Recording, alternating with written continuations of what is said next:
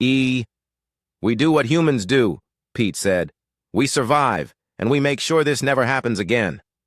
Over the next several hours, Pete's Marines helped the survivors search the ruins of their colony for supplies and working equipment.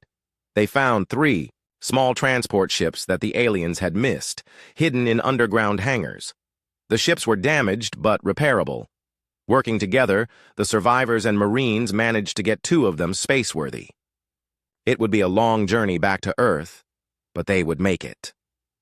Jake Morrison stood in the ruins of New Haven City one last time before they left. The place where he had grown up, where he had fallen in love, where he had learned to be a soldier.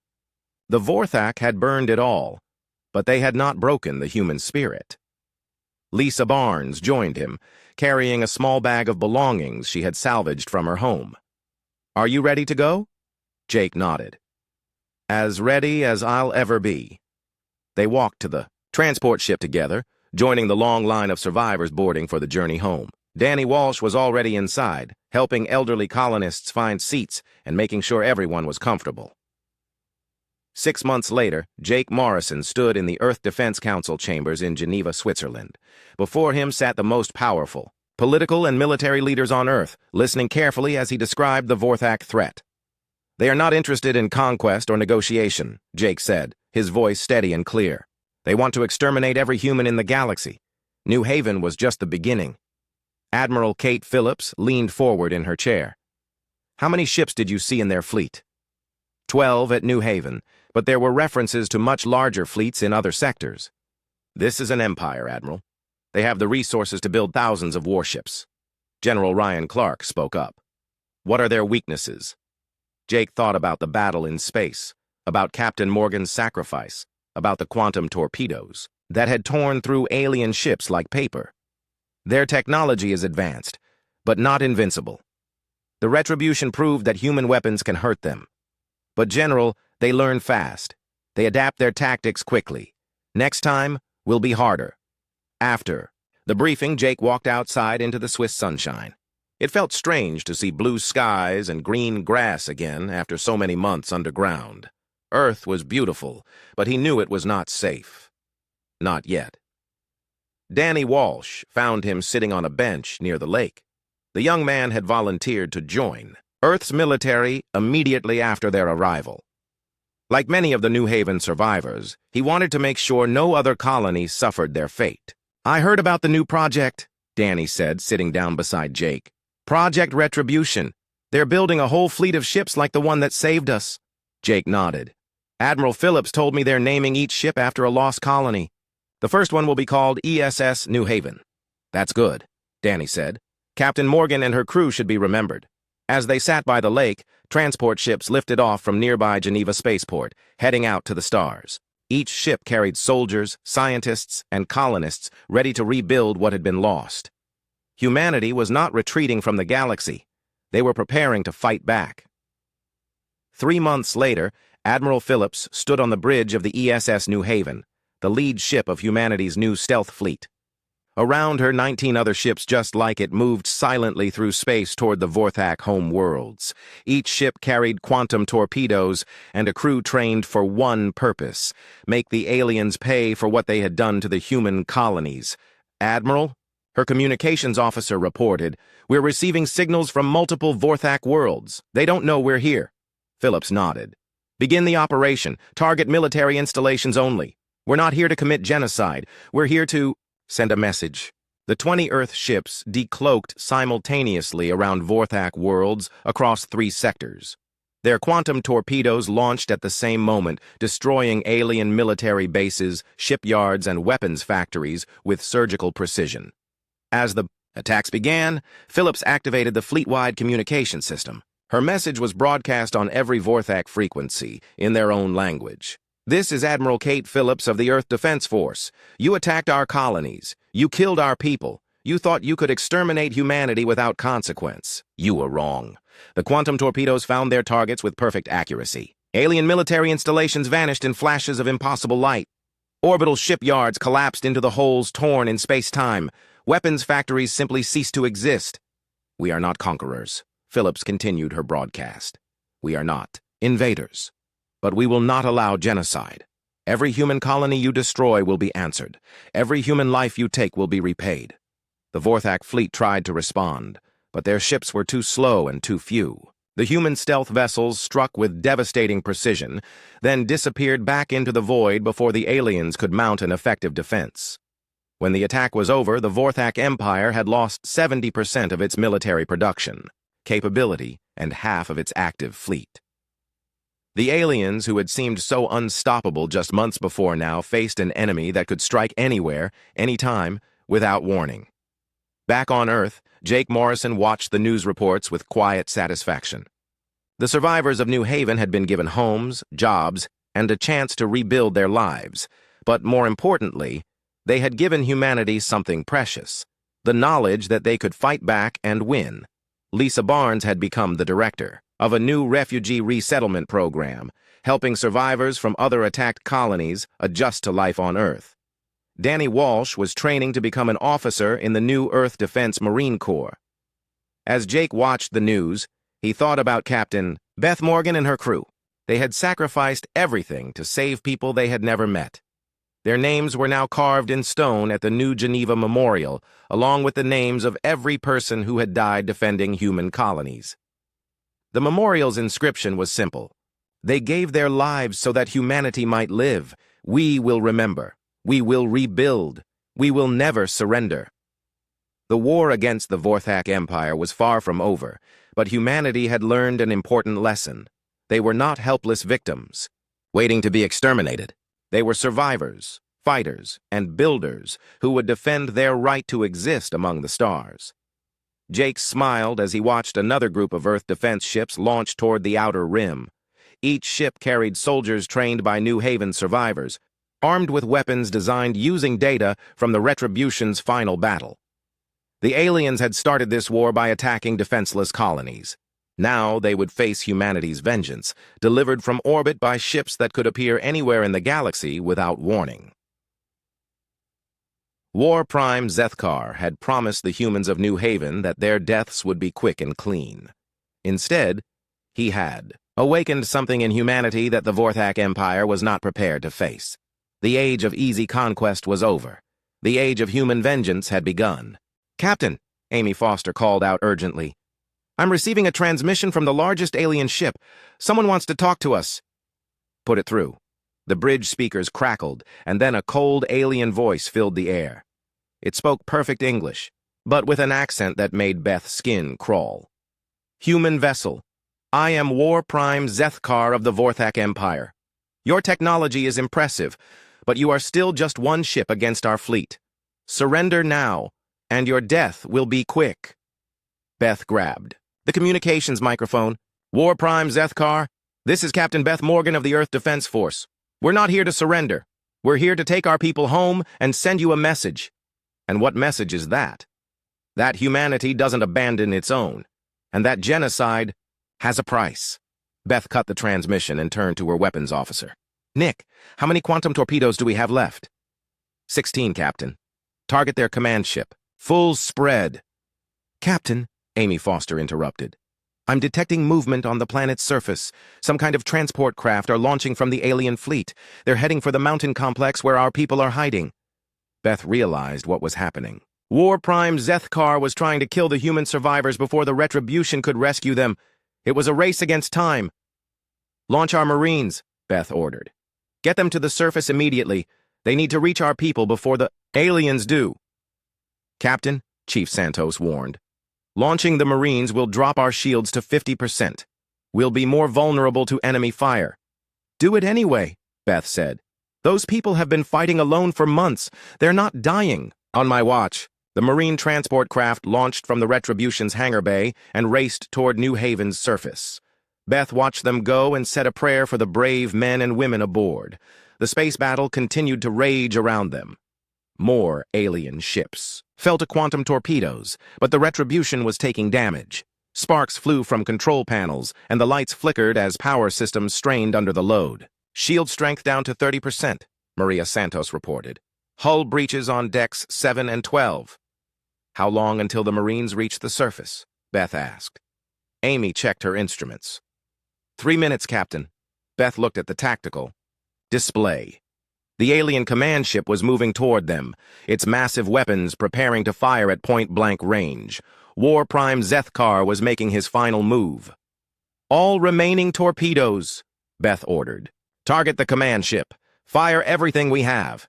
The ESS Retribution launched its remaining quantum torpedoes in one devastating salvo. 16 impossible weapons streaked across space toward the alien flagship.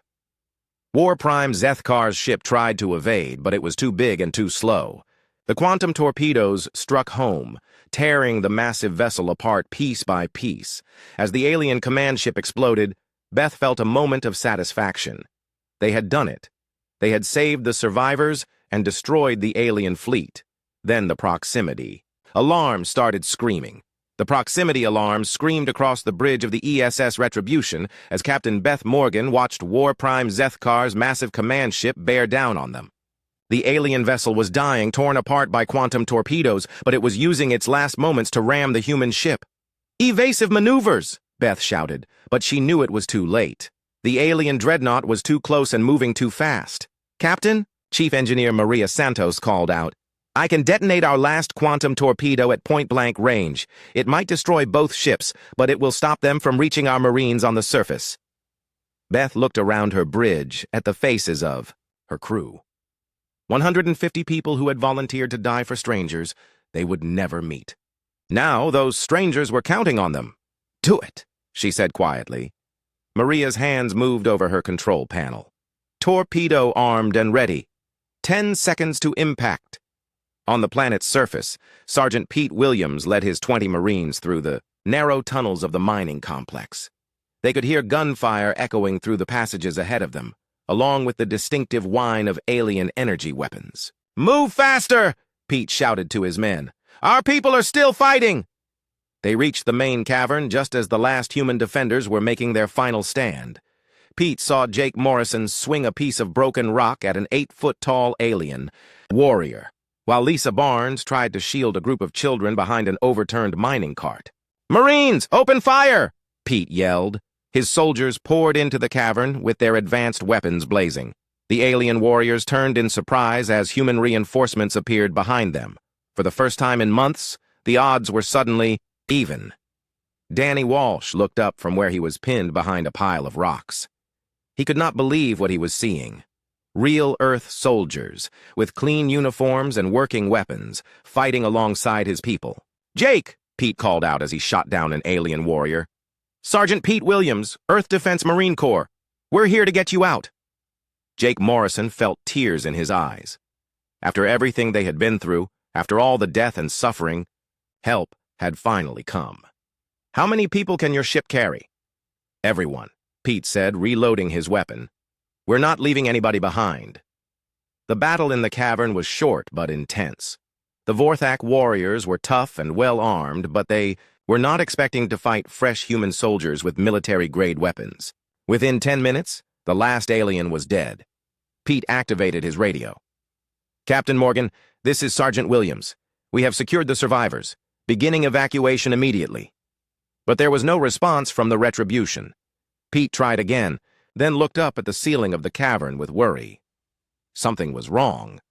In space above New Haven, the ESS Retribution and War Prime Zethkar's command ship collided in an explosion that lit up the entire system. The quantum torpedo detonated between the two vessels, tearing holes in reality itself. Both ships were destroyed instantly, along with everyone aboard them. Captain Beth Morgan and her crew had made the ultimate sacrifice to save people they had never met. The explosion cleared, leaving empty space where two great warships had fought their final battle. But the sacrifice had not been in vain. The alien fleet was completely destroyed, and on the planet's surface, 8,847 human survivors were alive and free. Pete Williams stared up at the cavern ceiling, understanding what the silence meant. The Retribution was gone, along with the 150 heroes who had come to save them. "Sergeant," one of his Marines called out, "what do we do now? Our ship is gone." Pete thought for a moment, then looked around at the crowd of survivors, men, women, and children who had fought impossible odds and somehow survived.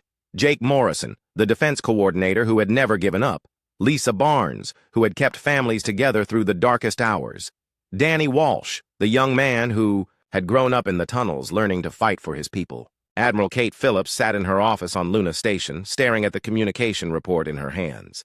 The message had taken 6 months to travel from New Haven to Earth, and what she read made her feel sick to her stomach. Mayday, Mayday. This is Sam Rodriguez, New Haven Colony. We are under attack by unknown alien forces. Repeat, we are under attack. They have destroyed our defense fleet and are bombing our cities. Please send help. Kate had read the message a dozen times, but it did not get easier. She pressed a button on her desk and spoke into the intercom. General Clark, please report to my office immediately. General Ryan Clark arrived 5 minutes later, looking concerned. He was the head of Colonial Response Division, the man responsible for protecting human settlements across the galaxy. What's the emergency, Admiral? Kate handed him the communication. Report. Read this. Ryan's face went pale as he read Sam Rodriguez's message. When did we receive this? This morning, but look at the date stamp. This message is 6 months old. Ryan sat down heavily in the chair across from Kate's desk. 6 months. If they were under attack 6 months ago, they're probably all dead, Kate finished. But that's not the worst part. Look at this. She handed him another stack of reports. Messages from colonies across 3 different sectors, all reporting attacks by the same alien force. All 6 months old. My God, Ryan whispered. How many colonies? 17 confirmed attacks. Maybe more. The pattern is always the same. A large alien fleet appears, destroys the defense forces, then systematically kills every human they can find. Kate stood up and walked to the window that looked out at Earth. Her home planet looked peaceful and blue, with white clouds swirling over the continents. It was hard to believe that somewhere out there, an alien empire was hunting humans. What do we know about these aliens? She asked. Ryan opened his tablet and pulled up the intelligence files. They call themselves the Vorthak Empire. Based on the radio intercepts we've received, they seem to be a military society. Very organized, very efficient, and they appear to have one goal. Which is? Complete extermination of the human species. Kate felt a chill run down her spine. She had fought in 3 interstellar wars, commanded fleets that defended Earth from pirates and rebels, but she had never faced anything like this. An enemy that wanted to wipe out her entire species. What are our response options? She asked. Ryan pulled up tactical displays on his tablet. The main battle fleet could reach the outer colonies in 8 months. We have 47 heavy cruisers, 12 battleships, and over 300 support vessels. Would that be enough to defeat the Vorthak? Ryan was quiet for a long moment. I don't know. Based on what we've seen, their technology is more advanced than ours. They destroyed entire colonial defense fleets without taking significant losses. Even with our full battle fleet, victory is not guaranteed. Kate walked back to her desk and sat down. 47 colonies, over 2 million human lives, all depending on the decisions she made in the next few hours. There is one other option, Ryan said carefully. I'm listening. Captain Beth Morgan has been working on an experimental project. Something called the ESS Retribution. It's a stealth dreadnought with weapon systems that make our battleships look like toys. Kate raised an eyebrow. I've never heard of this project. It's classified at the highest levels. Dr. Alex Turner has been leading the development team. They call it Project Damocles. Kate pressed her intercom button again. I need Captain Morgan and Dr. Turner in my office immediately. Priority 1 authorization. 30 minutes later, Captain Beth Morgan and Dr. Alex Turner sat in Kate's office, looking nervous. Beth was a young officer with short brown hair and intelligent green eyes. Alex was older, with gray hair and the tired look of someone who had spent too many years working on secret projects. Tell me about the ESS Retribution, Kate said without preamble. Beth glanced at Alex, who nodded. It's an experimental stealth ship, Admiral. 3 times larger than a standard battleship with armor that can withstand direct hits from nuclear weapons. But that's not the impressive part. Go on. Alex leaned forward. The weapons systems use quantum mechanics in ways that shouldn't be possible. We call them quantum torpedoes. They don't just destroy targets. They tear holes in space-time itself. Kate felt her stomach drop. Are you talking about weapons of mass destruction? Yes and no, Alex said. Each torpedo is incredibly precise. You could destroy a single building and leave the one next to it untouched. But the power level is enormous. A single quantum torpedo could crack a small moon. How many torpedoes does the ship carry? Kate asked. Beth answered. 24, plus conventional weapons systems, and the most advanced point defense array ever built. Kate walked to her window again, thinking. One experimental ship against an entire alien empire. It sounded like suicide. What's the crew complement? She asked. 150, Beth said. All volunteers. All aware that this is likely a one-way mission. Kate turned back to face them. How long would it take to reach the outer colonies? 4 months using the experimental jump drives, Beth said. But Admiral, the drives are untested at that distance. We might not survive the journey. And if you do survive the journey, what are your orders? Alex and Beth exchanged glances. Alex spoke first. Officially, our mission is reconnaissance and rescue. Find survivors, assess the alien threat, report back to Earth. And unofficially? Beth's voice was steady and cold. If we find no survivors, we eliminate the Vorthak fleet. All of it. No mercy, no prisoners. Kate sat back in her chair. The decision before her was simple and terrible. Send the main battle fleet and risk everything in a conventional war they might not win. Or send one experimental ship on a mission that was part rescue, part suicide. How confident are you in your weapon systems? She asked Alex. The physics work perfectly in simulation. The prototype tests were successful, but we've never used them against real targets in a combat situation. And the stealth systems? Beth answered. We can hide from any sensor system currently in use by human forces. Whether that works against alien technology is unknown.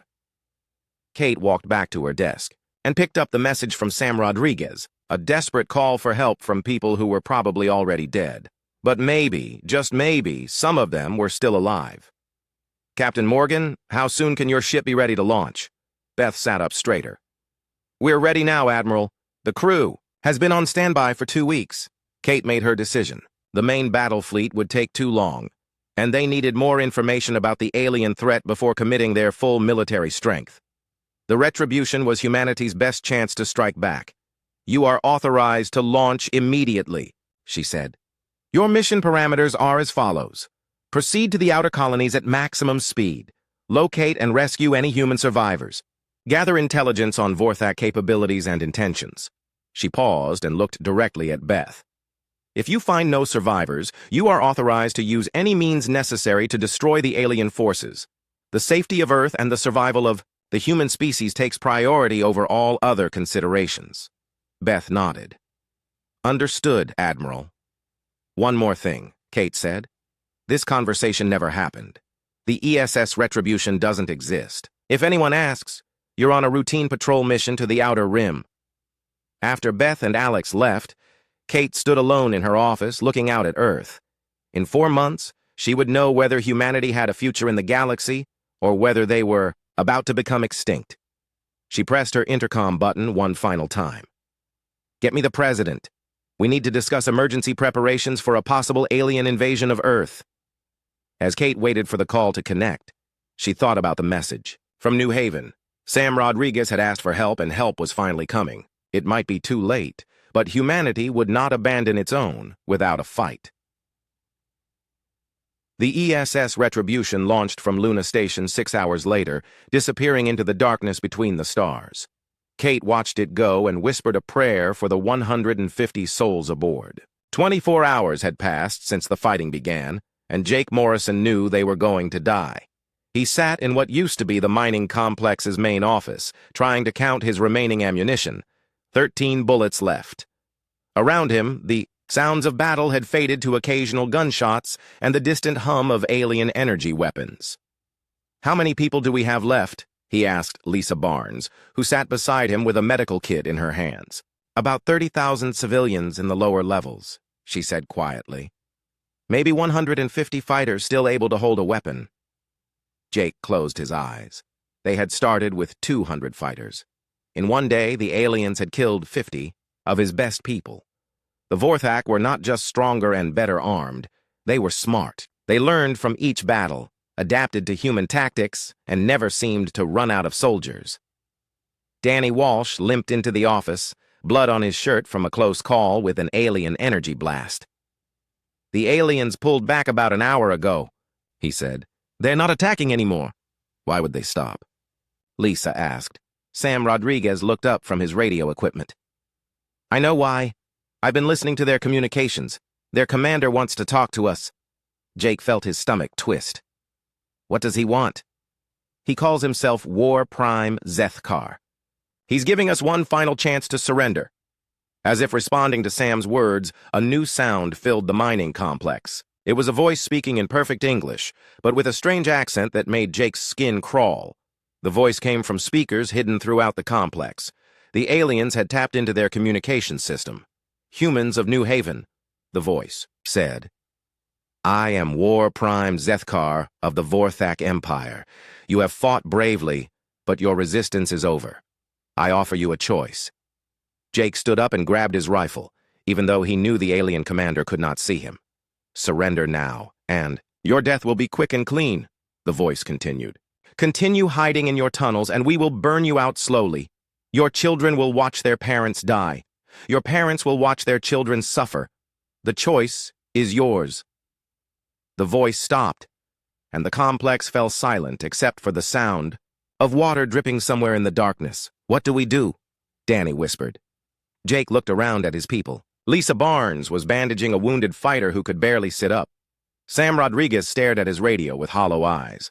All through the complex, 30,000 people waited for an answer. "We keep fighting," Jake said. Lisa looked at him with surprise. "Jake, look around. We're out of ammunition, out of food, out of hope. Maybe it would be better to—" "No." Jake's voice was firm. "I've seen what they do to prisoners. Quick and clean death is not what the Vorthak do. They'll torture us for information, then kill us anyway." Sam nodded. "He's right. I've heard their radio chatter. They don't take prisoners." Danny checked his rifle. "My dad always said that how a man dies matters more than when he dies." Jake felt a small spark of pride. These people, his people, were not going to give up. They were scared and tired and facing certain death. But they were still human. They were still fighting. The next few hours passed slowly. Jake organized his remaining fighters into small groups, each responsible for defending a different section of the complex. He sent Lisa deeper into the tunnels to check on the civilians and make sure they had enough water. The power situation was getting worse. Their batteries were almost dead, and soon they would be fighting in complete darkness. The air circulation system had failed, and the complex was getting stuffy and hard to breathe. "Sir," Sam called out urgently, "the aliens are moving again. Lots of movement in the main tunnel." Jake grabbed his rifle and moved to the defensive position near the complex entrance. Through the dim emergency lighting, he could see shapes moving in the darkness. The Vorthak were coming back, and this time they were bringing heavier weapons. The first explosion shook the entire mountain. Rocks fell from the ceiling, and one of Jake's fighters was knocked unconscious by falling debris. "The aliens were using thermal charges to blast through their barricades. Fall back to position 2, Jake shouted. His fighters retreated deeper into the complex as alien warriors poured through the breach. Jake could see them clearly now in the flashing light of energy weapons. 8 feet tall, covered in gray armor, moving with the confidence of predators who knew their prey was trapped. The battle moved from tunnel to tunnel as Jake's people fell back to each successive defensive position. They were fighting a losing battle, trading space for time, but there was nowhere left to run. "Jake!"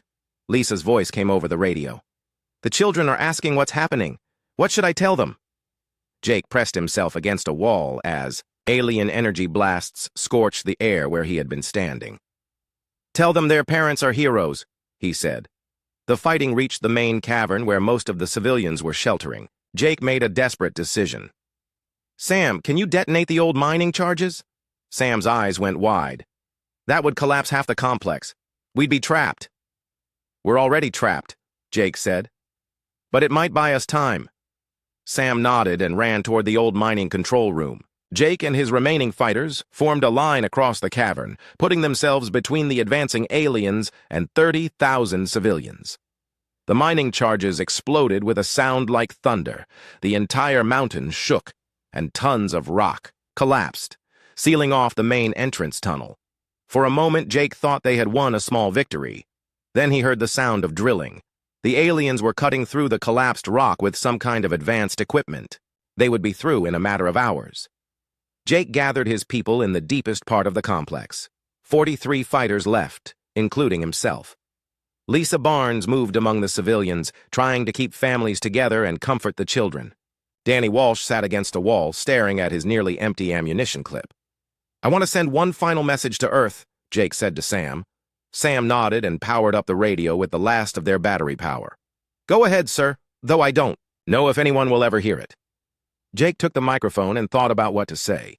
How do you sum up the end of a world? How do you explain that 50,000 people lived and died on a planet called New Haven? "This is Jake Morrison, New Haven Colony Defense Force," he said into the microphone. "If anyone receives this message, know that we fought.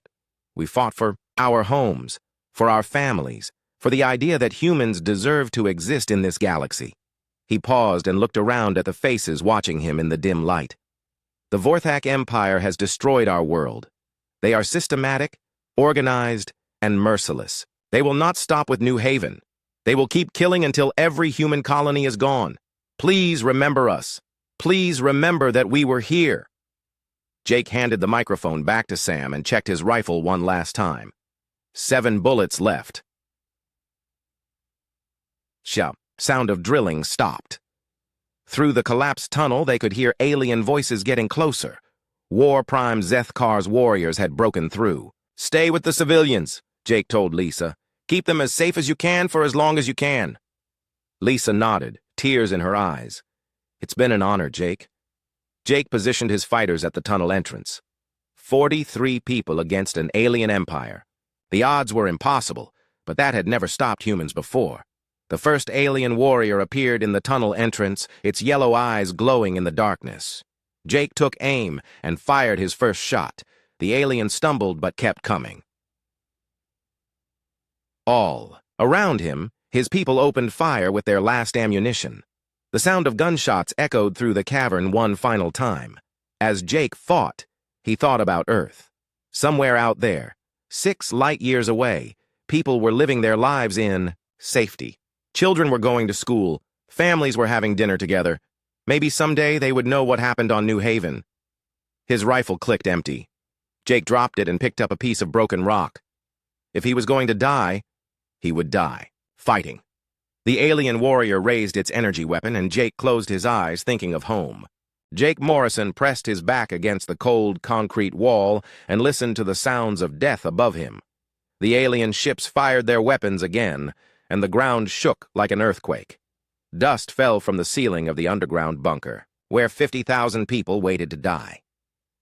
"How many ships are still up there?" Jake asked Sam Rodriguez, the communications officer who sat hunched over his radio equipment. Sam looked up with tired eyes. 12 big ones, sir. Same as yesterday. They're not going anywhere." Jake nodded and walked through the crowded bunker. Men, women, and children sat on the floor with their backs against the walls. Some held hands, others stared at nothing. A baby cried somewhere in the darkness, and its mother tried to quiet it with a gentle song. 3 years ago, Jake had been a Marine on Earth. He knew how to fight. He knew how to lead soldiers, but he had never seen anything like this. The aliens called themselves the Vorthak, and they had come from deep space with one simple mission: kill every human they could find. "Jake!" Lisa Barnes called out from across the bunker. She was the head of civilian evacuation, a job that had become impossible when the last transport ship exploded 2 days ago. "We need to move the children deeper into the mountain. The aliens are getting closer to the main entrance." Jake walked over to where Lisa stood with a group of scared parents. Their faces looked hollow and gray in the dim emergency lighting. "How deep can we go?" he asked. "There's an old mining complex about 2 miles down," Lisa said. "It's not much, but the tunnels are narrow. Maybe we can slow them down." Danny Walsh, a young man who had lost his parents in the first alien attack, stepped forward. "I can help guide people through the tunnels," he said. "I used to work in the mines before." He stopped talking and looked at the floor. Jake put his hand on Danny's shoulder. "We need all the help we can get." the sound of explosions grew louder. Through the thick walls, they could hear the high-pitched whine of alien energy weapons. The Vorthak ground forces were getting closer. Jake had seen them before during the battle for New Haven City. They were 8 feet tall, with thick gray skin and yellow eyes that glowed in the dark. Their weapons could cut through steel like paper. "Sir," Sam Rodriguez called out urgently, "I'm picking up radio chatter from our defense positions. The aliens broke through the eastern perimeter. Our guys are falling back to the secondary line." Jake felt his stomach drop. The secondary line was their last real defense. After that, there was nothing between the aliens and the bunkers except a few scattered fighting positions and some improvised barricades. He grabbed his rifle and checked the ammunition. 47 rounds left. Most of his men were down to their last magazines. They had been fighting for 6 months with no resupply, no reinforcements, and no hope of rescue. Earth was too far away. Even if they sent help today, it would take months to arrive. "Listen up, everyone!" Jake shouted, and his voice echoed through the bunker. 50,000 faces turned toward him. "We're moving to the mining complex. Take only what you can carry. Food, water, medicine. Leave everything else." An old man near the back raised his hand. "What about the wounded? Some of them can't walk." Lisa. Barnes stepped forward. "We'll make stretchers. No one gets left behind." As people started gathering their few belongings, Jake pulled Sam aside. "Keep trying to reach Earth," he said quietly. "I know the signals take 6 months to get there, but maybe someone will hear us." Sam nodded. "I'll keep broadcasting until the radio dies." The evacuation took 3 hours.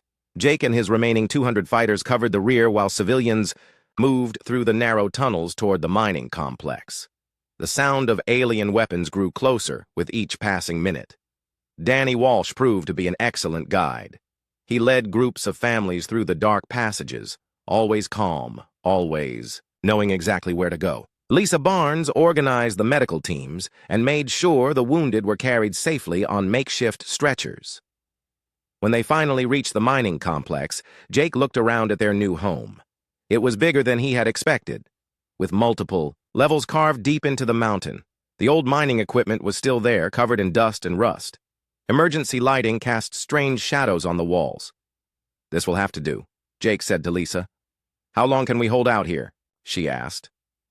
Jake looked at the narrow entrance tunnel. "Maybe a few days if we're lucky. The aliens will find us soon enough."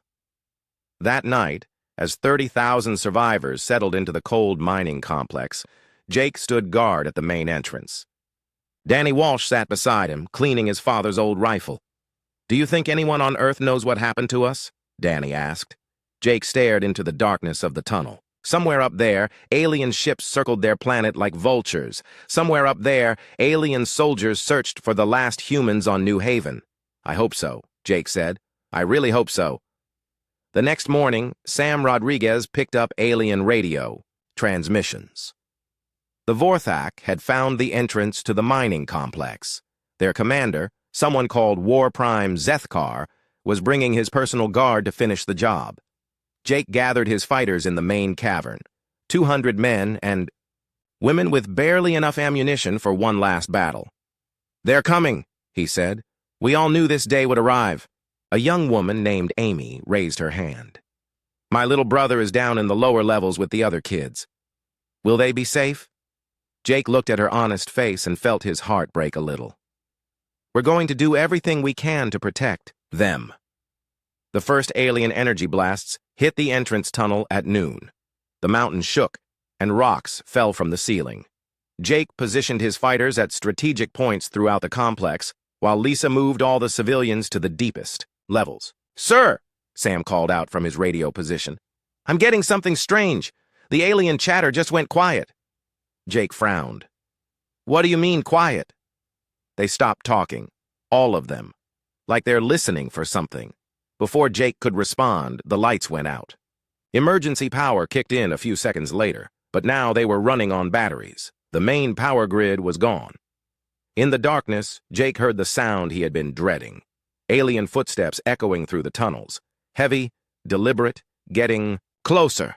"This is it," he said to his fighters. "Remember what we're fighting for."